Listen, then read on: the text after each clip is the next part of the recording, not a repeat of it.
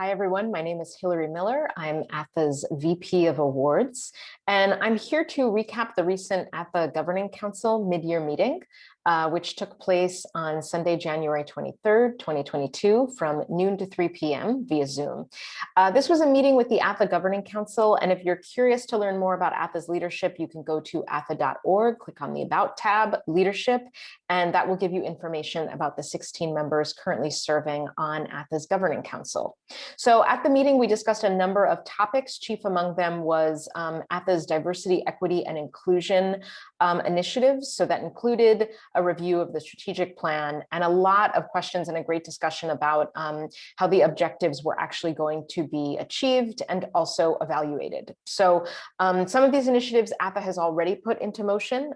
We discussed its work and planned work with two external organizations that are collaborating with ATHE on its goals to create a more culturally inclusive organization and oversee the transformations, particularly in its infrastructural elements. So that means that ATHE's leadership team is looking at all of its activities through this DEI strategic plan lens. So that's from annual conference to focus groups, publications, awards, everything. We got a chance to hear from the VP for Conference 2022, had a great discussion about not only the big questions, but also the more granular logistics regarding health and safety questions and concerns.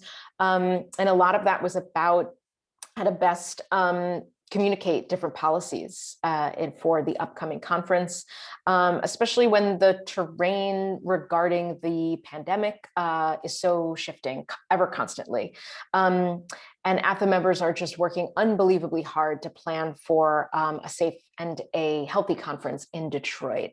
And that was a great discussion. So next up, I provided an awards update, and I shared some of the ways that the awards subcommittees are rethinking its guidelines, its nomination process, just different, sometimes small tweaks with the goal of creating either increased opportunities, increased submissions, and just a broader goal of increased transparency around ATHE's awards. And related to that, we discussed the formation of an ad hoc committee that would have the opportunity to evaluate ATHE's awards more broadly and really look at what is working well in terms of contributing to the field and what might be changed. Again, asking a lot of questions about transparency, equity, and the DEI goals that I was referencing before.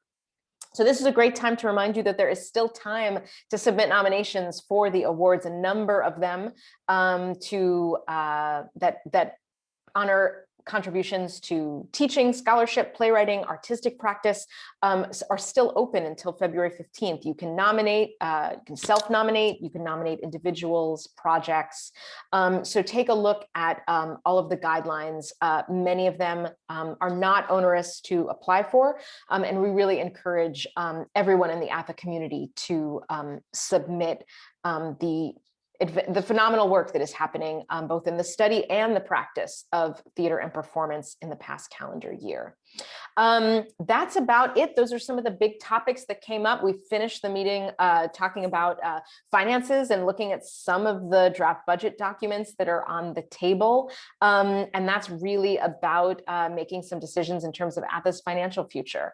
So this is a very short summary of a meeting that was quite long, but what we wanted to do was to give you a sense of these discussions so that you could not only have an understanding of what the topics were on the agenda, but also the initiatives that we think you might be excited about in the future. So if you want to hear about any of these, learn more, or get involved in them, please reach out to us. Thank you so much, and we will see each other at the conference, hopefully. Take care.